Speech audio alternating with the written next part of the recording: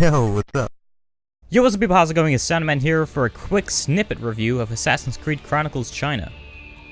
Assassin's Creed Chronicles China takes a major departure from the main entries in the Assassin's Creed series. The game is in 2D and has a heavier emphasis on stealth elements than the other games bearing the Assassin's Creed name. I enjoy the Assassin's Creed series and I've been wanting it to focus more on stealth, so I gave it a try.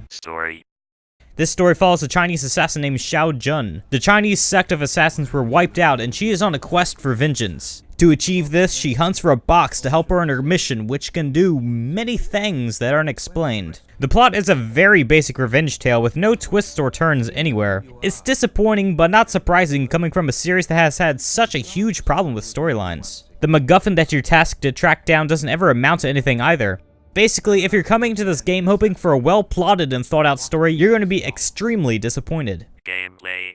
Assassin's Creed Chronicles China is on a 2D plane as opposed to the rest of the series. You're given various weapons to distract, hurt, and stun your enemies. The implementation of the equipment that you're given makes sense and is fun to sneak by people in the game. Combat is bad, however, but super easy. You can mash on attack and counter at the same time and nobody will ever hit you. There's no timing involved with this, and the only reason you wouldn't do it is because it gets very boring quickly. Like most other Assassin's Creed games, the fighting is pretty horrible, but if you play it properly, you shouldn't need to find out. The game also has a big issue with coddling you along at many points in the game by just telling you what to do. Pickups and noise starts from a jar placed before a room with a bunch of enemies, and then your character says, "A distraction here would be nice," wink wink nudge nudge. A lot of the puzzle aspect is taken out because it's easy to spot what the developers have set up for you to do. The linearity that comes from a 2D game might be an inherent issue that will always be around to cause this kind of problem, but the little variety in weapons and abilities doesn't help it out. Conclusion. Assassin's Creed Chronicles China does everything that it's set out to do. I know I list a lot of negatives, but everything the game does really well. I found it to be really enjoyable and a nice side game to the main series. There is an apparent variety problem the developers ran into, with not much to spice up the game after the first few items you can use are introduced. And there are a few interesting ways of avoiding or assassinating guards. A lot of the controls may feel stiff at times too, however Assassin's Creed Chronicles is cheap,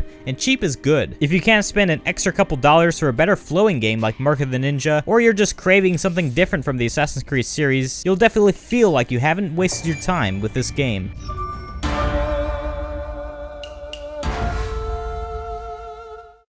Really bad translations.